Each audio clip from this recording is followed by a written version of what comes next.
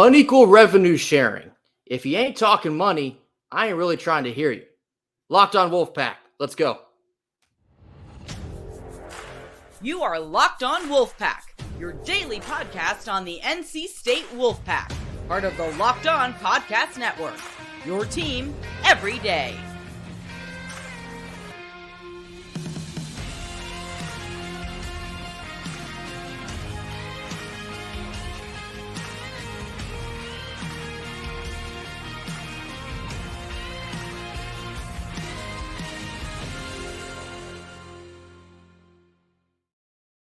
Hello, everyone. Welcome back in for another episode of Locked on Wolfpack. As always, thank you for making Locked on Wolfpack your first listen each and every day. We are free and available wherever you get your podcasts, and of course, always here on YouTube, part of the Locked On Podcast Network. I'm Grayson Boone. This is Kenton Gibbs, and today we are going to be talking some revenue sharing in the ACC. If you've been paying attention to the ACC meetings down in Jacksonville, as this week has gone on, you've probably heard this term several different times. Today, we're going to break down more so of why it's relevant, especially to NC State with all this bag talk going on. So, Kenton, we're going to get right into this thing. Of course, the basis of these meetings, all the hubbub and the buzz has been centered around the bigger name brands in the ACC, such as Florida State, who I believe was pushing the issue probably the most this week, is that, as we've mentioned before, they're looking around at the SEC, at the Big Ten, all these other schools that are making more money than the teams are making here in the ACC. And these big brands like a Clemson or a Florida State are saying, hey, we're the crown jewels of this conference. Where's our bag at? When do we get that payday? And so now they're pushing the issue with the ACC, and that was where you saw the Magnificent Seven rise up. Whether that was smoke or not smoke, still remains to be seen. But ultimately, as Kenton has said several times on here, you got to follow the money. That's where the talk is centered around. It's all revolving around money. That's not a surprise to many. But I want to bring up this chart, Kenton, that you found. This is through Navigate. They're a large-scale consulting and advising for large brands and networks. And they kind of crunch some numbers here. These are payout estimates per conference to give a better idea of what we're kind of looking at in terms of the gaps between these larger conferences and the ACC. So, of course, all of these numbers are soon to change, especially with the ACC kind of getting into the process of renegotiating their deals. But you just take 2023 here. You look at the payout per school. In the Big Ten, you have $58.9 million. The SEC, I believe that's $56 million. The Big 12, $41.8 million. The Pac-12, $35.5 million. And then the ACC, $36.3 million. So the main focus, of course, has been on the Big Ten and the SEC in comparison to the ACC. In just 2023 here, each school's making nearly $20 million more than NC State. Kenton, what does this mean for NC State when we potentially get a better deal here, when we try to close the gap in terms of this revenue sharing and average payout per school? So, I want to make this clear to all of our listeners. The reason that we brought up this graph is because we want y'all to fully understand what these numbers look like and why this is being discussed so heavily, because this isn't just about today or tomorrow. This is a long-term thing going forward, number one. And number two, I also wanted to point out that this is not just an ACC problem. Like, this is not just hey, the ACC is getting left behind. As you can see here, according to this chart, the ACC will make the least this year and next year, or actually just this year. Every year after that, we're going to beat out somebody except for in 2025. And then every year after that, we're going to go right back to beating one of the other two between the Big 12 and Pac-12, which are all estimates. But the point of this is to show this is not a grass is much greener on the other side type of thing. And I know that our listeners are of a little bit older of a demographic. But when Grace and I were growing up, there was a show called As Told by Ginger. And the theme song said, someone once told me the grass was much greener on the other side. But when I took a visit, I must have missed it. It was different, but exactly the same. So what am I saying by saying that? You can go to another conference and see that as the solution to the money woes here. But if you are not landing in one of the big two, if the Big Ten or SEC do not want you, that's going to be tough. And the biggest thing about that is this. Everybody's talking about the numbers look great, right? The numbers look great in terms of, 57 million, 58 million, 73 million. Well, think about it like any other pot of money, right? If you hit the lottery tomorrow, if I hit the lottery by myself tomorrow and the jackpot is 100 million, I get 100 million. But if Grayson hits it with me, if we both get two separate tickets, now it just dropped to 50 million for both of us. If Grayson and our favorite listener hit together, if me, Grayson, our favorite listener hit together, now it goes down to 33.3 million and so on and so forth. These conferences have to have a definite benefit in terms of, hey, do you bring in more than the 30 million? Do you bring in more than whatever the case may be? Because it wouldn't make sense to simply undermine one or two schools just to undermine one or two schools. You would have to have the end game of, hey, we want conference dissolution altogether, and we're going to take your top 2 to 3 schools, but we may not take everybody in that wave. So it's just these numbers kind of help bear that out in terms of like, we're talking about different conferences that we could go to, but objectively speaking, according to this chart, outside of the SEC and Big Ten, if those two conferences don't want your school, particularly NC State in this case, if those two schools don't, or if those two conferences don't want State, then we'll be taking a step backwards.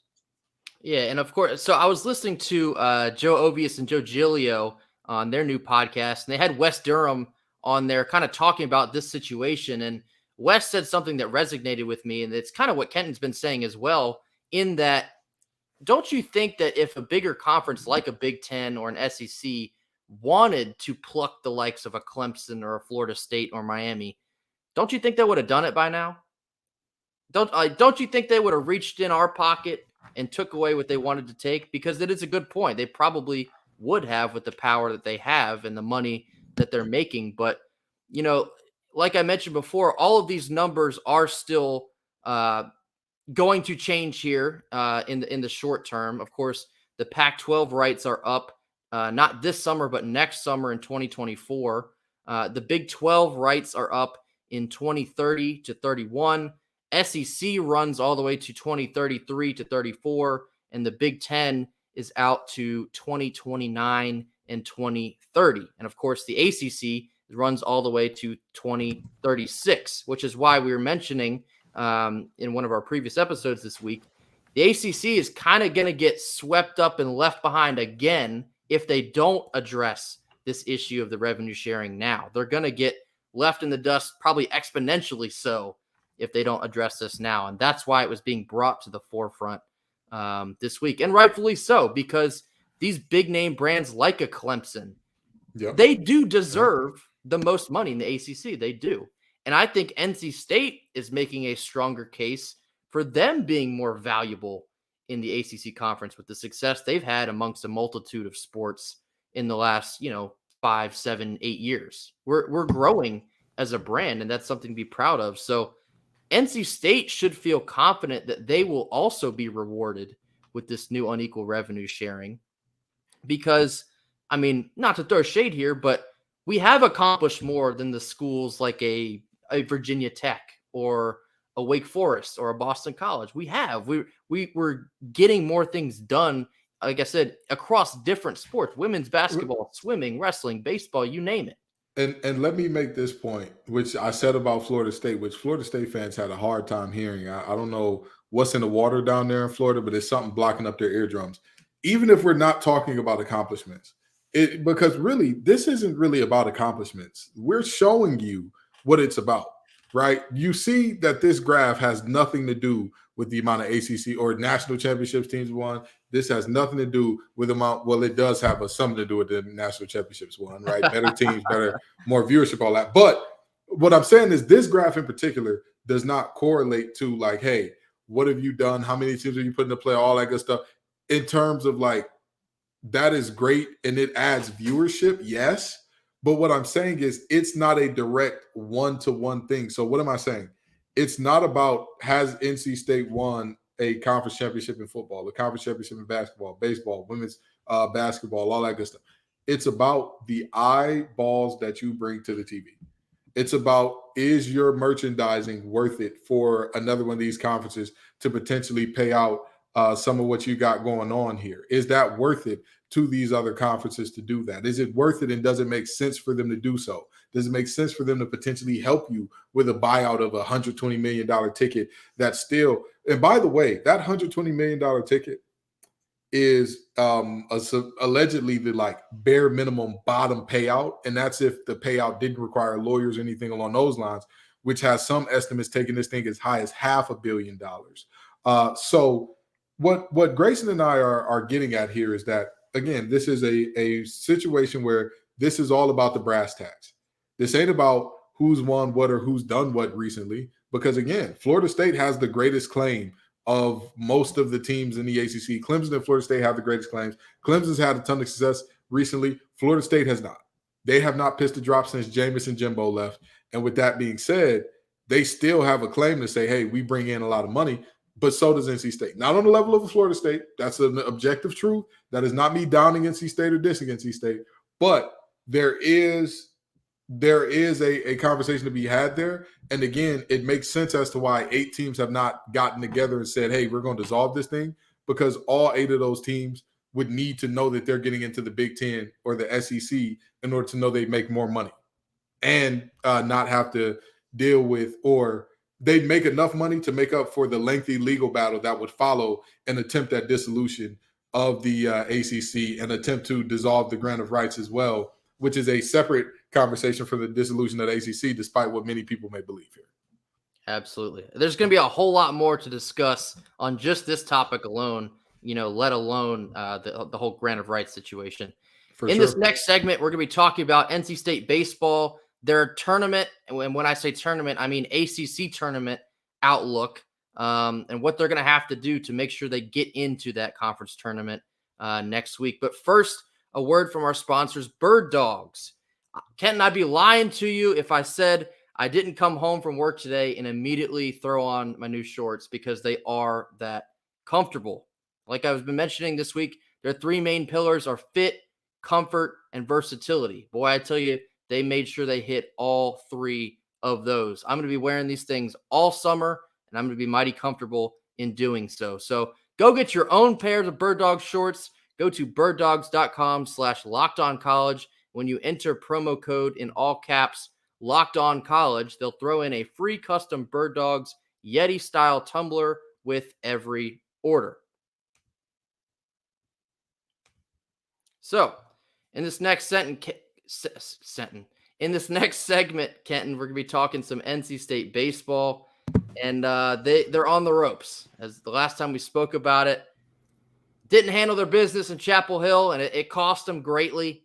They have Pittsburgh this weekend. They did win today on Thursday, so they're technically still alive, but there's still some work to do to make sure they stay alive. So as it stands here on Thursday evening, because they defeated Pittsburgh, now tomorrow, or when you listen to this today, on Friday, NC State must win and Louisville must lose to Florida State. If you get both of those scenarios, NC State will be stamped into the ACC tournament. Now, of course, we're also keeping our eyes on Virginia Tech and Georgia Tech, as they lost on Thursday. So if they continue to lose if they do lose their series this weekend, you could see NC State sneak all the way up into a 9 seed, which would be kind of astounding based on how we've been playing lately. But I've now thrown up this graphic here. As you can see, the teams that have already clinched their way into the ACC tournament are Boston College, Clemson, Duke, Miami, UNC, Notre Dame, Virginia, and number 1 in the nation, Wake Forest.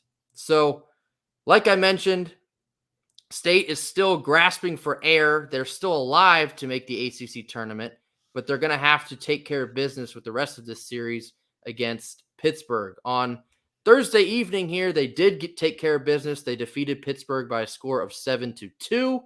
Logan Whitaker was excellent on the mound. He went 7 innings of one-hit baseball, walked 3 and struck out 6. One of his best outings of the year, of course, in a big spot.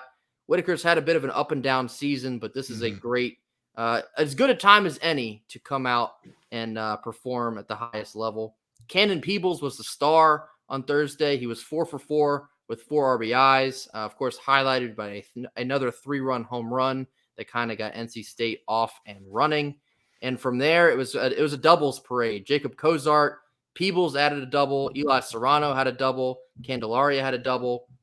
The bats were out in full display and ultimately got it done on Thursday. But Kenton, the main point of this discussion is I want to open up a very honest conversation about Elliott Avent and the coaching staff this year for the Pac-9.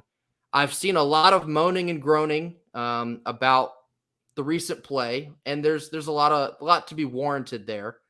I'm seeing a lot of people calling for Elliott Avent to just go ahead and retire. And I don't think you can make that argument, because if anyone has the staying power to decide whether he stays or goes at NC State, it is Elliott Avent. He's been here for 27 years. He's the most accomplished, one of the most accomplished coaches at this school.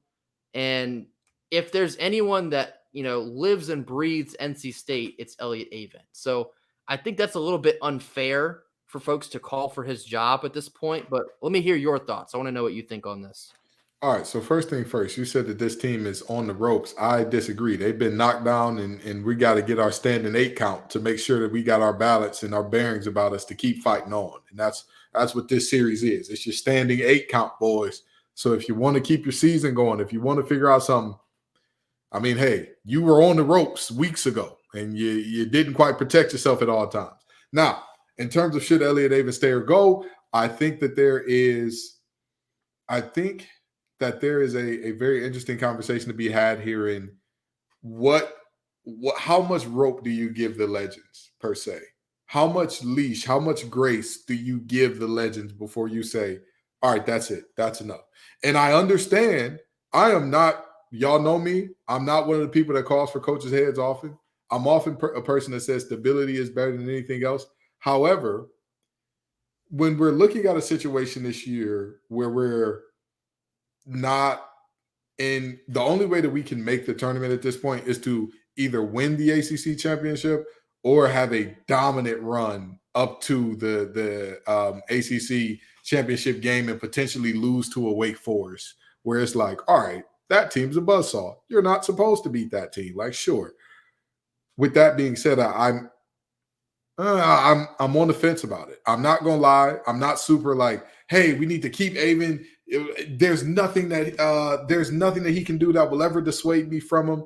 But I'm also not like, all right, I'll hand you your signing papers. If we got to pay you something to help you leave, I got 5 on it. I'll put my $20 in. Who I got to cash out to get Avent out of here? It's not one of those situations either. I see both sides of it. I understand not wanting to kick out a legend because we see how messy it's gotten with Notre Dame and Bray, right? Exactly. We see stuff like that, and you're like, you saw how messy it got at the end with Syracuse and Boeheim. And Boeheim had a national championship, for Christ's sake. You don't want that for your legends, but you also don't want to allow your legends to hold your team back and hold your team to meandering around 500 or meandering around mediocrity when there's so much more available. Yeah, I mean, so there's 2 main points for why I believe that we will see Elliott Avent next year and potentially the year after this. It's because his contract runs through 2025. And then my second point here is that phase 2 of the ballpark upgrades are going to be taking place this offseason. And I would imagine that Avent's going to be he's going to want to be around for that because this is all the upgrades that he has deserved for his program for a long time. So he's going to want to see this come to life. And I completely understand that. And then I guess if you want to throw in a quasi third point is after tonight, he is now 6 wins away from 1,000 in a Wolfpack uniform. Ultimately, that doesn't matter because your program, the life of your program comes first. But yeah, I mean, I think the most disappointing part of this is because going to Omaha just 2 years ago, you want to be able to build tangible progress off of that. You want to be able to, get this next wave of recruits in and keep the line moving here.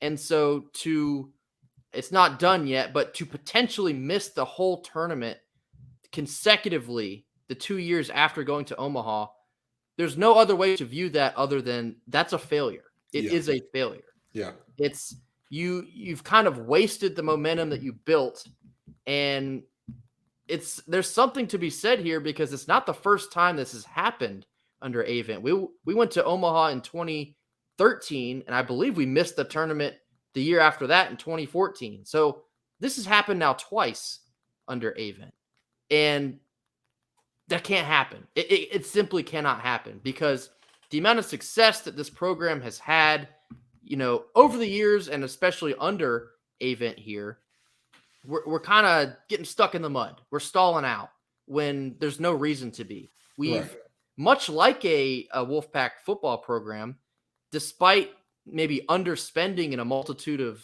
facets here, we've overperformed for what we've had. Mm-hmm. But you've reached the point here where it's like, okay, which way are we going here? Are we content with mediocrity per se, or are we taking this thing to the next level? What's it going to be? And I want to make a really quick statement here about the 1,000-win thing. I think that does mean a lot. I think that does mean a lot for a program. I think that means that objectively means a ton in terms of the ability to attract other coaches in the future to say like, hey, you saw with our last coach, if you do your job here for years and years and years, we will not be quick to force you out the door. We will give you all the grace and respect and let you accomplish the nearest milestone if it makes sense to do so. If it even is in the realm of making sense to do so, we will allow you to do that before we give you the boot because you can't quite get the job done. And so, it sucks to talk about Avent like this because he was one of my favorite coaches to cover when I worked at the Technician and when I worked at WRAL. He was one of my favorite coaches to cover. You could ask him the most simple, innocuous question, and he would give you some quotes like you wouldn't believe. And he's a great human being. He's objectively a really good human being. Doesn't matter when it comes to performance. That's the reality. But sports is a performance business, and there are the halls of fire, the halls of paperwork, the halls of knocking on the door. Hey, can I get your playbook? The halls of the as they do in the Canadian Football League, the back pinch with the two little fingers, that thing or whatever.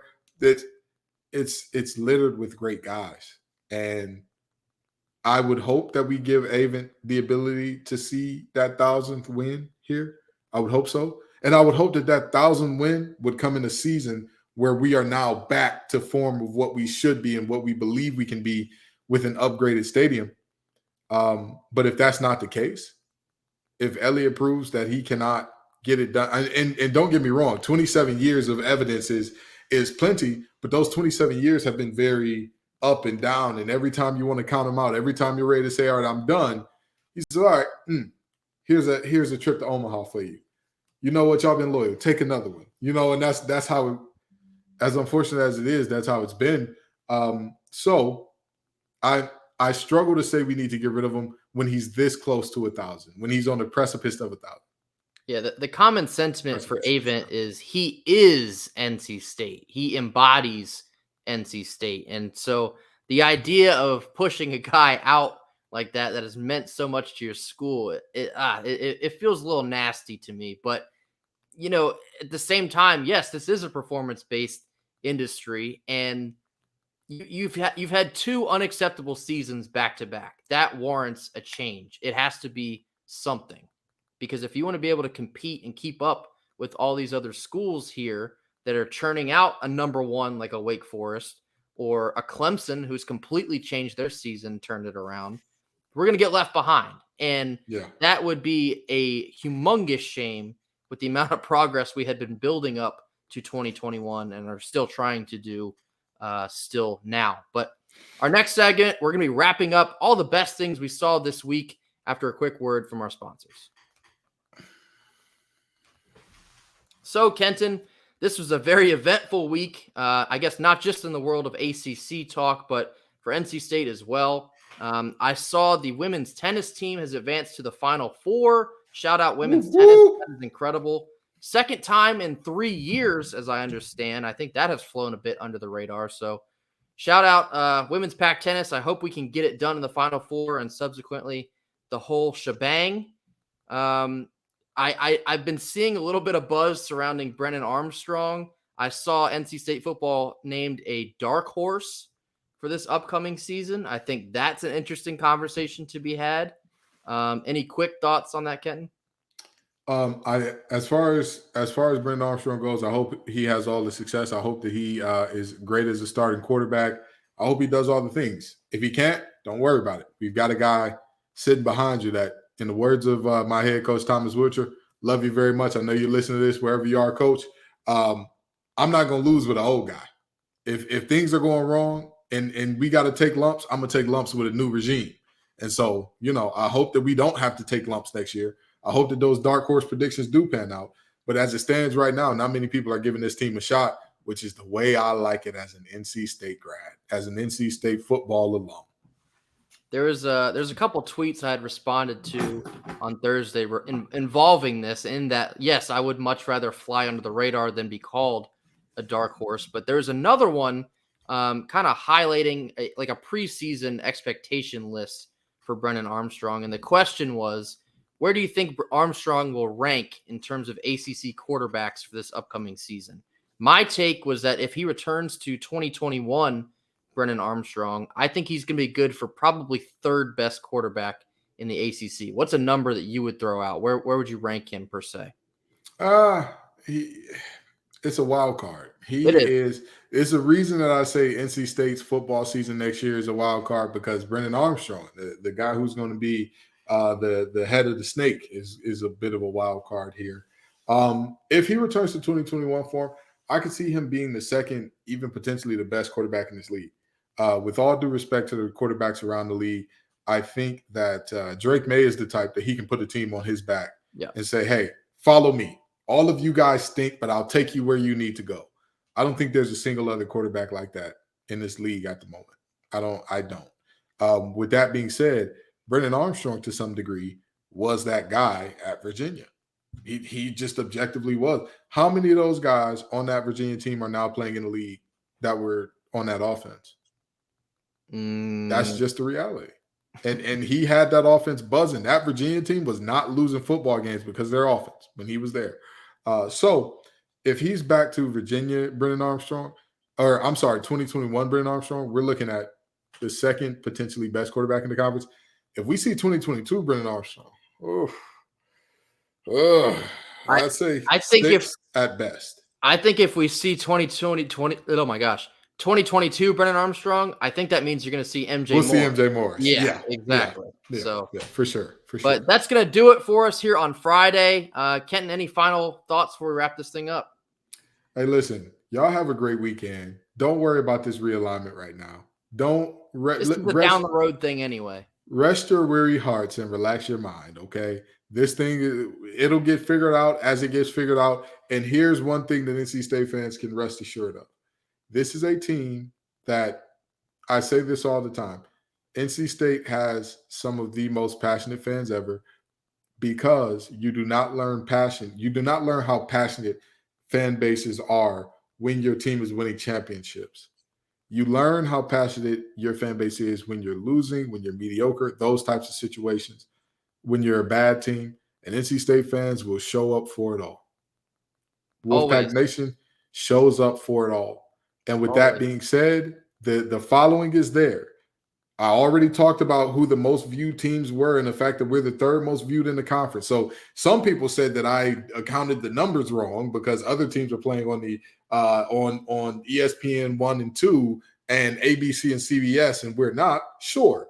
But even amongst ACC teams, just ACC, meaning all of us are having to deal with Bally and whatnot. All of us are having to deal with the nonsense that the ACC network had done in the past.